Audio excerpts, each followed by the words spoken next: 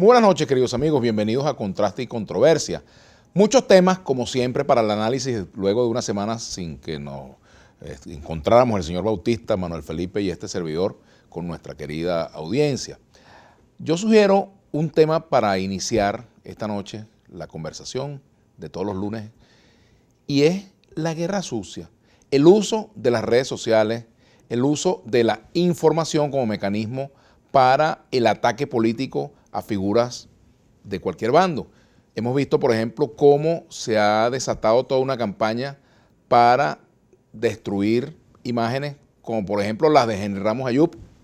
Le tocó el turno a Henry Ramos Ayub, pero en otros momentos le ha tocado a otros líderes también sufrir en carne propia este tipo de ataques. ¿Quiénes están detrás del uso de la información, entre comillas, como mecanismo de guerra sucia, como mecanismo de extorsión política, como mecanismo, bueno, también de golpes bajos que se dan en medio de un debate en torno a los rumbos a seguir por parte de factores políticos?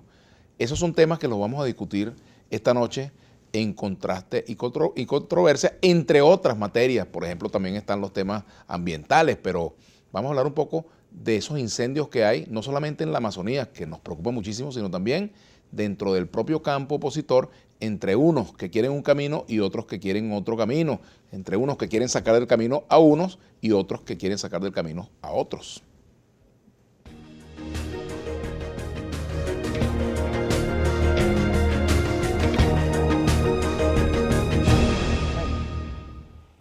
Bueno, tocabas un tema muy interesante, ¿no? Al comienzo, que en algunos momentos nos hemos referido también a esta situación, sobre todo Kiko, que maneja mucha información técnica sobre ese fenómeno del manejo de la noticia falsa, ¿no? A través de las redes. Del fake news. Sí, pero yo sí creo que ahí hay una responsabilidad fundamental que nos atañe a los tres, que es la responsabilidad del periodista. Yo creo que efectivamente es condenable que colegas o periodistas de alguna manera jueguen o se presten a un juego de esa naturaleza, porque más allá de las circunstancias, de las condiciones, de los problemas, el periodista debe mantener su apego a la ética, a los valores fundamentales, y no puede prestarse, digamos, a este tipo de campañas, ¿no?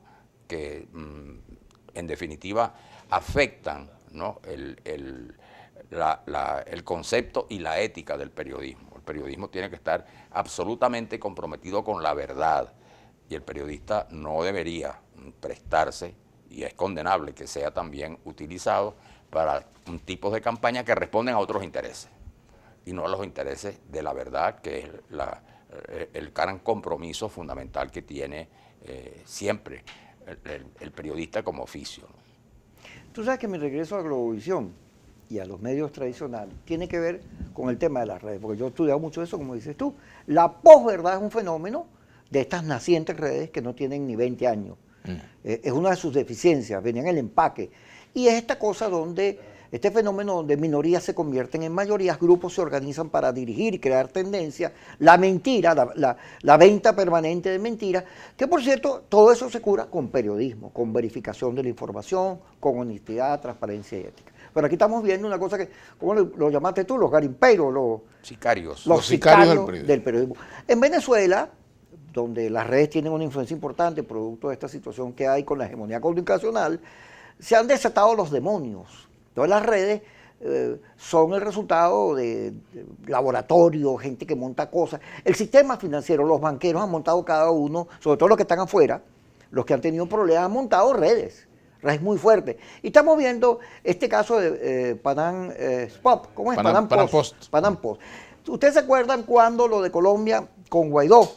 Eso vino por ahí. Primero vino una denuncia que se estaban robando los redes, después apareció Almagro y se armó aquel lío. Resulta que era una conspiración de la política, los sectores extremistas dándole duro a Guaidó en su pugna por el liderazgo. Pero ahora resulta que la agarra este mismo blog, este mismo grupo, portal, agarra y hace un reportaje incriminatorio, una cosa asquerosa contra Henry Ramos, porque van nombrando, echan un cuento y además ponen unos documentos. O sea, la cosa es casi que un paredón, un juicio total, en el cual la culpa de Henry Ramos es que él tiene un hijo que está metido en ese asunto.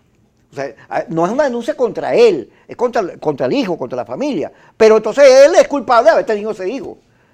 Ya ahí comienza la primera cosa horrorosa. Pero luego los periodistas que aparecen allí están señalados en otros reportajes porque atacan a intereses financieros que están en disputa, que tienen mercados, problemas, y entonces siempre aparecen diciendo este es ladrón, este es corrupto. Se ha montado una maquinaria compleja que en las redes se utiliza para linchar a quien no está de acuerdo contigo, pero también a quien es enemigo desde el punto de vista de las empresas.